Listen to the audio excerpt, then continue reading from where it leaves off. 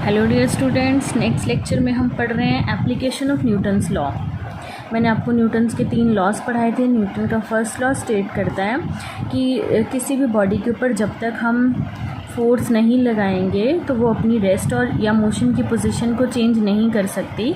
Means everybody will remain in the state of rest और motion until और unless expressed by some external forces. ठीक है, तो फिर हमने सेकेंड लॉ पढ़ा। उसमें मैंने आपको बताया कि force is directly proportional to rate of change of linear momentum, that is F is directly proportional to D P by D T, और इसे सॉल्व करके आता है F is equal to M में। सो ये था न्यूटन्स का second law. Third law state करता है कि to each and every action there is equal and opposite reaction. हर एक एक्शन के पीछे एक ओपोजिट रिएक्शन होती है। तो अब हम पढ़ रहे हैं application of Newton's law of motion. तो सबसे फर्स्ट एप्लीकेशन है हॉर्स कार्ट प्रॉब्लम। हॉर्स और कार्ट के बीच में न्यूटन्स लॉ हमें ऑब्जर्व होते हैं, इसलिए हम इस प्रॉब्लम को डिस्कस कर रहे हैं। सबसे पहले कंसिडर करते हैं, एक सरफेस है, हॉरिजॉन्टल सरफेस या ग्राउंड कंसिडर कर लीजिए। इसके ऊपर कार्ट है, कार्ट का ये ऐसे मोशन है और कुछ इसमें ऊपर भरा हुआ है। ये कार्ट का वेट वर्टिकली डाउनवर्ड लगेगा, W is equal to M G. जब भी कार्ट हॉरिजॉन्टल सरफेस पे पड़ी है तो उसका वेट लगेगा वर्टिकली डाउनवर्ड, बदले में उसे मिलेगी रिएक्शन। ये न्यूटन्स का थर्ड लॉ है। एक्शन है, weight vertically downward, normal reaction upward लगेगी। ठीक है, अब ये जो कार्ट है ये किससे बंधी हुई है? हॉर्स से। हॉर्स को मैं ऐसे ले रही हूँ, कंसिडर कीजिए ये हॉर्स है। हॉर्स ने अपने पैर से ग्राउंड को बैकवर्ड डायरेक्शन में पुश करना है। ठीक है, तो लेट किया, जब हॉर्स एक्सर्ट कर रहा है force F on the surface of the ground with its foot in an inclined direction. Fine, तो ये जो सरफेस है उसे बदले में नॉर्मल रिएक्शन देगा R। ये नॉर्मल रिएक्शन जो है वो इक्वल और ऑपोजिट होगी जो हॉर्स पे लगेगी। फाइन, इस नॉर्मल रिएक्शन को 2 कंपोनेंट्स में रिजॉल्व किया। जो हॉरिजॉन्टल डायरेक्शन में है let this component is H, और जो वर्टिकल डायरेक्शन में एक कंपोनेंट है लेट दिस इज़ V। और ऐसे ही हॉर्स का भी वेट वर्टिकली डाउनवर्ड लग रहा है, W is equal to M G. This is the weight of the horse which is acting in vertically downward direction, this is the weight of the cart. तो ये जो vertical component है V, this component is balanced by the weight of the horse, क्योंकि vertical component ऊपर लग रहा है, wait नीचे लग रहा है, दोनों कंपोनेंट इक्वल एंड ऑपोजिट हैं, तो एक दूसरे से कैंसिल हो जाएंगे। जैसे बच्चे एक रस्सी है, रस्सी को जितने फोर्स से इधर वाला पर्सन खींच रहा है उतने ही फोर्स से दूसरा पर्सन खींचे तो ये रस्सी मूव नहीं करेगी, रोप मूव नहीं करेगी। मीन्स दोनों फोर्सेज एक दूसरे के साथ बैलेंस हो गए और कट गए। फाइन, एक बच्चे मैकेनिक्स में, ये जो हम मैकेनिक्स पढ़ रहे हैं, डायनामिक्स पढ़ रहे हैं, इसमें टेंशन फोर्स होता है। टेंशन फोर्स उन केसेस में लगता है जो बॉडीज़ एक दूसरे के साथ किसी चीज़ के साथ बंधी होती हैं। ठीक है, जैसे हॉर्स इस कार्ट के साथ बंधा हुआ है तो इसका जो टेंशन फोर्स है वो इधर लगेगा। ऐसे ही ये कार्ट इस हॉर्स के साथ बंधी हुई है तो इसकी टेंशन इधर को लगेगी। टेंशन एक तरह की फोर्स है, इसकी डायमेंशन फोर्स जैसी ही होती है। फाइन, तो ये टेंशन फोर्स इसकी इधर और इसकी इधर, ये मोस्टली रोप और पुलिस के केस में ये टेंशन फोर्स लगती है। तो अब जब मैं मोशन डिस्कस करूँगी हॉर्स का, तो इक्वेशन ऑफ मोशन क्या बनाएंगे? मोशन ऑफ हॉर्स, इसके अंदर आपको वही लिखना है जो मैं आपको समझा रही हूँ कि हॉर्स अपने पैर से ग्राउंड को F फोर्स लगाता है, बदले में उसे नॉर्मल रिएक्शन R मिलती है। नॉर्मल रिएक्शन के 2 कंपोनेंट है, vertical and horizontal. Vertical component is balanced by the weight of the horse, और हॉरिजॉन्टल कंपोनेंट जो है वो ग्रेटर है इस टेंशन से। H जो है वो टेंशन से बड़ा है, तो being a greater force horse move will forward. ठीक है, लेट किया, जो A है वो एक्सेलरेशन प्रोड्यूस हुई हॉर्स में, let A be the acceleration produced. तो इक्वेशन, अगर हॉरिजॉन्टल कंपोनेंट बड़ा है तो H टेंशन ऑपोजिट डायरेक्शन में लग रही है माइनस T, और हॉर्स आगे मूव कर गया कितनी एक्सेलरेशन से? A से, तो वो फोर्स कितना हो गया? ma। ये बन गई एक इक्वेशन ऑफ मोशन। फाइन, इसे मैं आपको दोबारा एक्सप्लेन करती हूँ। देखो हॉर्स में ये कंपोनेंट इससे बैलेंस हो गया, ये कंपोनेंट इससे बैलेंस हो गया, बचा कौन सा, हॉरिजॉन्टल कंपोनेंट और टेंशन। हॉरिजॉन्टल कंपोनेंट भी इधर है, टेंशन भी अलॉन्ग हॉरिजॉन्टल लग रही है, तो मैंने हॉरिजॉन्टल कंपोनेंट की एक इक्वेशन बना ली और हॉर्स भी हॉरिजॉन्टली ही मूव कर रहा है। तो एच कंपोनेंट ये हॉरिजॉन्टल वाला ये ग्रेटर है क्योंकि हॉर्स का मोशन आगे जा रहा है। अगर हॉर्स आगे मूव कर रहा है डेफिनेटली ये वाला कंपोनेंट बड़ा होगा as compare to tension. So H is minus T क्योंकि दोनों इक्वल एंड ऑपोजिट हैं, और हॉर्स के आगे होने की वजह से जो फोर्स लग रहा है वो मास इनटू एक्सेलरेशन। तो इक्वेशन बन गई H minus T is equal to M A. Fine. Next हम डिस्कस करते हैं मोशन ऑफ कार्ट। कार्ट में कौन कौन से कंपोनेंट लग रहे हैं। इसमें weight of this cart W is equal to M G is balanced by the normal reaction, और एक ये टेंशन फोर्स लग रही है इधर को, बट इसमें क्योंकि मोशन आगे को है तो टेंशन फोर्स बड़ी होगी, और टेंशन फोर्स बड़ी है। और आपको पता है एक फ्रिक्शन फोर्स होता है, जब कोई बॉडी आगे को मूव करती है तो एक फ्रिक्शन फोर्स लगता है इसके टायर और ग्राउंड के बीच में। तो लेट किया वो F जो है वो फ्रिक्शन फोर्स है, ठीक है। ये फ्रिक्शन फोर्स बॉडी के मोशन को अपोज करता है। तो इस केस में इक्वेशन क्या बनेगी, इसमें टेंशन फोर्स बड़ी होगी क्योंकि मोशन इधर है, T minus friction force F, और मोशन आगे को हुआ, कार्ट भी जब आगे मूव करी with acceleration A। So this is second equation. तो मोशन ऑफ कार्ट में हमें क्या लिखना है कि wait of this cart is balanced by this normal reaction, और टेंशन T एक कंपोनेंट है, tension T is due to the forward pull of the horse and F be the friction force which oppose the motion of the body। तो अगर हम बोल रहे हैं कि T टेंशन फोर्स बड़ी है F से, तो इक्वेशन बनेगी T minus F is equal to M A. Fine. अब पूरे मोशन को डिस्कस करते हैं इकट्ठे। Motion of horse and cart, इसमें क्या होता है, इकट्ठे हमें बताना है कि कौन से कंपोनेंट की वजह से ये सिस्टम आगे जा रहा है। ये जो पूरा होल सिस्टम है ये मूव कर रहा है, और ये जो टेंशन है दोनों की वो एक दूसरे के साथ कैंसिल हो गई, तो सिर्फ एक ही कंपोनेंट बचता है जिसकी वजह से हॉर्स आगे मूव कर जाता है, वो है हॉरिजॉन्टल कंपोनेंट, ठीक है। हॉरिजॉन्टल कंपोनेंट किसका, इस रिएक्शन आर का, ये वाला। तो आपने इसमें लिख देना है कि only force acting on the whole system is this horizontal component of this normal reaction, ठीक है। तो अगर हॉरिजॉन्टल कंपोनेंट बड़ा है F से, तो अब मैं दोनों इक्वेशन को ऐड कर रही हूँ। एक इक्वेशन थी H minus T is equal to M में, ये फर्स्ट इक्वेशन थी। सेकेंड इक्वेशन है T minus F is equal to capital M A, sorry small M A, mass तो सेम ही रहेगा। इसे सॉल्व करते हैं, T से T cancel, H minus F is equal to M A. यहाँ से हमने एक मिनट बचे, इसका जो वेट है वो कैपिटल M था, इसका जो वेट है वो स्मॉल m था, ठीक है। तो मैंने जब कार्ट लिखा ना, कार्ट में यहाँ पे स्मॉल m आएगा, जब मैंने हॉर्स का मोशन लिखा तो यहाँ पे कैपिटल M आएगा, क्योंकि हॉर्स के लिए मैंने कैपिटल M यूज़ किया है, तो यहाँ पे आएगा कैपिटल M। फाइन। तो यहाँ पे अब मैं इसे सॉल्व कर रही हूँ, this is capital M, this is small m। तो जब इन्हें ऐड करेंगे तो capital M plus small m, acceleration common, तो एक्सेलरेशन कितनी आएगी, H minus F divided by M plus M, means horse इतनी एक्सेलरेशन के साथ आगे मूव करेगा।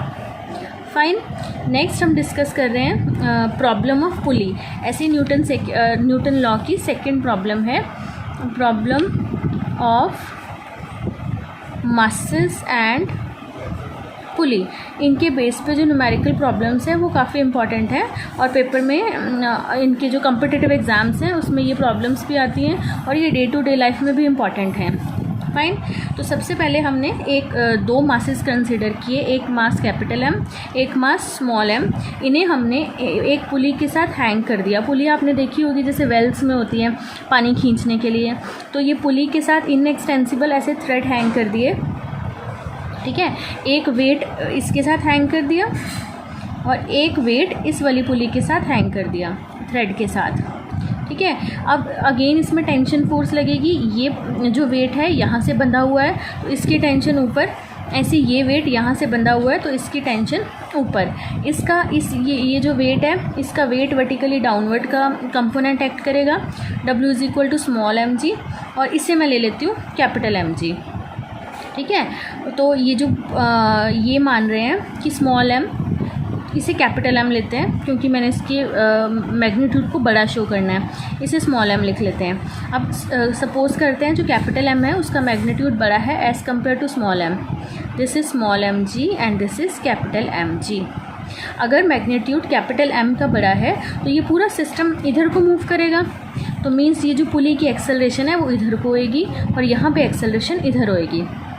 ठीक, अब इनकी इक्वेशन ऑफ मोशन बनाते हैं। सबसे पहले equation of motion capital M के लिए, equation of motion for capital M इसके लिए, इसमें बच्चे ये वेट बड़ा है क्योंकि पूरा सिस्टम इधर को नीचे आ रहा है, इधर को नीचे आ रहा है मीन्स ये कंपोनेंट बड़ा होगा तभी सारा सिस्टम इधर रिलीज़ हो रहा है, तो मीन्स ये mg और ओपोजिट क्या है t, तो वो माइनस के साथ आएगा, is equal to motion ma capital M में। This is first equation. अब हम इक्वेशन ऑफ मोशन ड्रॉ कर रहे हैं सेकंड वाली पुली के लिए। उसमें देखिए मोशन जो है वो ऊपर को है तो मीन्स टेंशन का कंपोनेंट बड़ा होगा और mg का कंपोनेंट छोटा होगा, तो इसके लिए इक्वेशन ऑफ मोशन क्या बनेगी, tension positive minus this mg और इज़ इक्वल टू ma। ठीक है, this is second equation. On solving above equations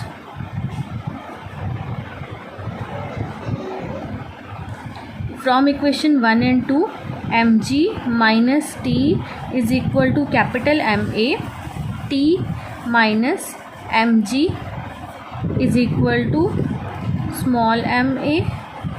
adding above equations, t से t cancel, m minus small m, g is equal to a m plus m। ठीक है, तो यहाँ से हमने निकाल लेनी है acceleration. Acceleration is equal to m minus m divided by m plus m into g। ठीक, suppose this is equation third, तो मीन्स ये जो पुली का सिस्टम है ये इतनी एक्सेलरेशन से इधर को आ जाएगा।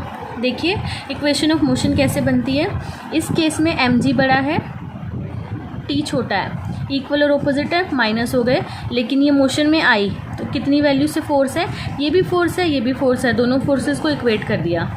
ऐसे ही ये सिस्टम ऊपर को जा रहा है तो टेंशन फोर्स बड़ी होगी, t minus mg is equal to ma, इतनी वैल्यू से सिस्टम ऊपर जा रहा है।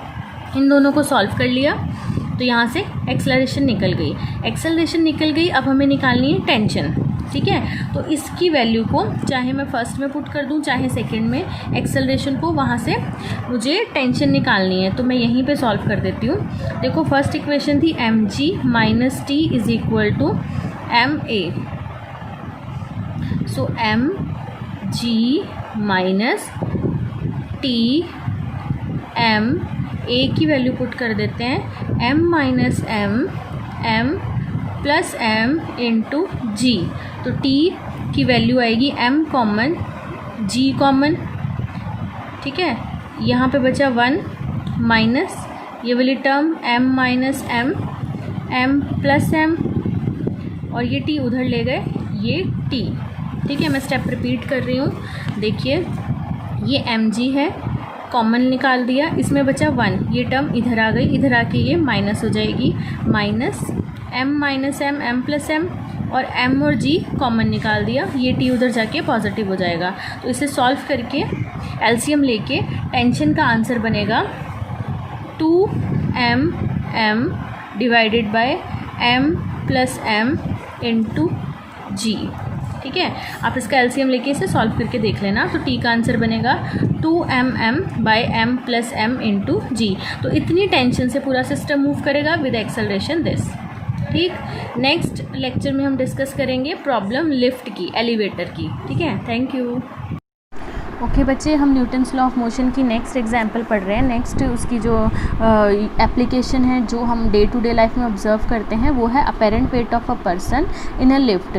इसमें हमने ये चेक करना है कि लिफ्ट जब एक्सेलरेट करती है डाउनवर्ड या अपवर्ड तो पर्सन के वेट में क्या चेंज आता है, वो इस आर्टिकल में हमने रीड करना है।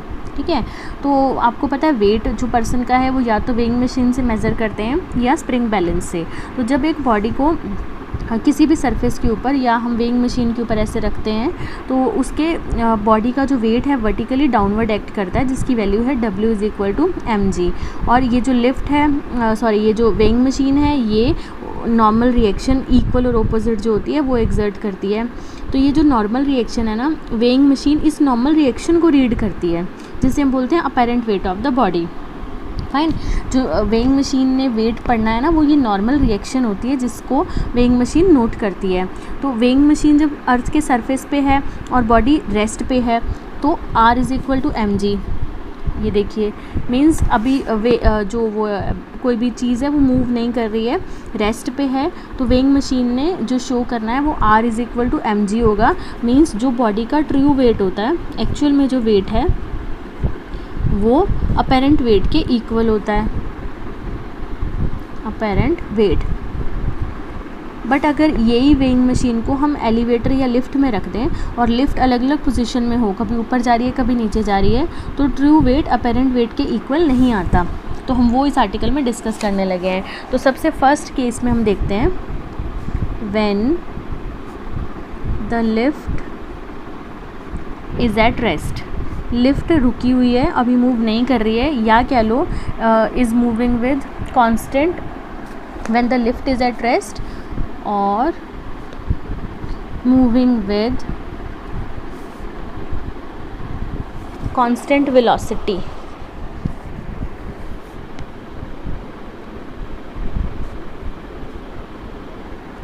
तो देखिए, ऐसे एक लिफ्ट कंसिडर करते हैं और लिफ्ट के अंदर ऐसे एक वेइंग मशीन रख दी, और वेइंग मशीन की ये पॉइंटर जो रीडिंग देगा इसका यहाँ पे वेट पर्सन का वर्टिकली डाउनवर्ड कैपिटल mg मास ले लेते हैं, और नॉर्मल रिएक्शन है जो ऊपर को लग रही है r। ठीक है, अब पर्सन का जो वेट है मास m है और वो वेइंग मशीन के ऊपर खड़ा हुआ है।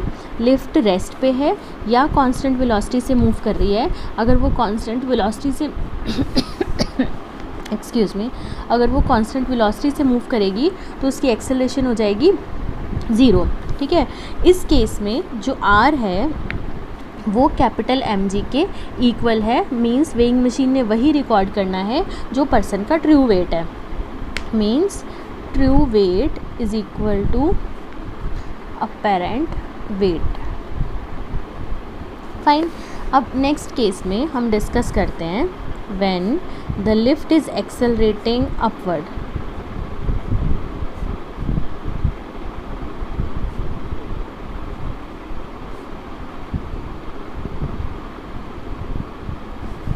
अब कंसिडर करते हैं कि ये एक लिफ्ट है, ये इसके ऊपर अगेन एक वेइंग मशीन पड़ी है और ये लिफ्ट a वैल्यू से ऊपर जा रही है। लिफ्ट इस a वैल्यू से एक्सेलरेट कर रही है। लिफ्ट में जो पर्सन खड़ा है उसका वेट वर्टिकली डाउनवर्ड और नॉर्मल रिएक्शन लग रही है ऊपर। अगर लिफ्ट ऊपर जा रही होगी तो r कंपोनेंट बड़ा होगा, तभी लिफ्ट ऊपर जा रही है। तो r कंपोनेंट बड़ा है, ये दोनों इक्वल और ऑपोजिट है, तो r minus mg is equal to, और लिफ्ट में एक्सेलरेशन कितनी होगी, F is equal to ma, Newton second law of motion से लिखा। So ma is equal to r minus mg। Normal reaction कितनी हो गई, m common a plus g।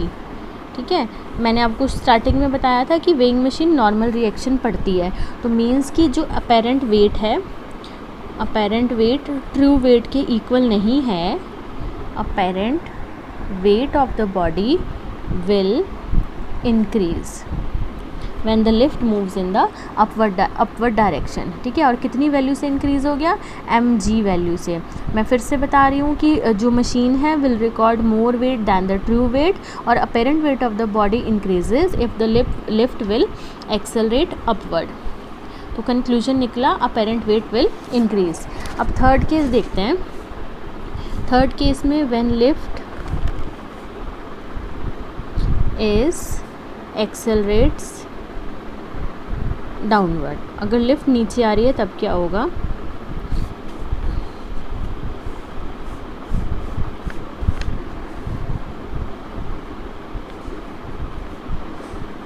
Again person का जो वेट है W is equal to mg vertically downward लग रहा है, नॉर्मल रिएक्शन ऊपर लग रही है और लिफ्ट नीचे को आ रही है। तो अगर लिफ्ट नीचे आ रही है तो mg का कंपोनेंट बड़ा होगा, तभी लिफ्ट नीचे आ रही है। तो इक्वेशन क्या बनेगी, mg माइनस, ये दोनों इक्वल और ऑपोजिट हैं तो माइनस r और ये वाली वैल्यू m इंटू ए। तो यहाँ से mg minus ma is equal to r, m common, g minus a is equal to r। तो नॉर्मल रिएक्शन जो है वो कुछ टर्म माइनस करके आ रही है, मींस g में से a माइनस हो रहा है। तो कंक्लूजन क्या निकलेगा कि apparent weight of a person will decrease, apparent weight will decrease. ठीक है, when the lift is accelerating downward. तो ये थर्ड केस है, when the lift accelerate downward apparent wait decrease हो जाएगा, पर्सन थोड़ा हल्का फील होगा जब लिफ्ट नीचे आएगी। नेक्स्ट फोर्थ केस डिस्कस करते हैं, व्हेन लिफ्ट फॉल्स फ्रीली। अगर लिफ्ट फ्रीली फॉल कर रही है तब क्या होगा बच्चे, अगर लिफ्ट फ्रीली फॉल कर रही है मीन्स जिन केबल से लिफ्ट हैंग हुई होती है उन्हें सपोज़ केबल को कट कर दिया और लिफ्ट नीचे आती जा रही है, बिल्कुल फ्रीली फॉल कर रही है under the effect of gravity, तब उसमें ए जो है वो ग्रेविटी के इक्वल हो जाएगी। फाइन, जैसे नीचे आ रही है तो ये जो केस पड़ा था ये भी नीचे वाला केस था, यहाँ पे भी लिफ्ट नीचे आ रही है, यहाँ पे भी, लेकिन ये फ्रीली फॉल कर रही है मीन्स ग्रेविटी के इफेक्ट के अंदर। तो यहाँ पे जो एक्सेलरेशन थी वो बन गई g। इस इक्वेशन को मैं यूज़ कर रही हूँ, m g minus a is equal to r था, और ये जो एक्सेलरेशन है ये ड्यू टू ग्रेविटी है। So g minus g is equal to r, so r is equal to 0। Means जो पर्सन का अपेरेंट वेट है वो apparent weight of a person is 0।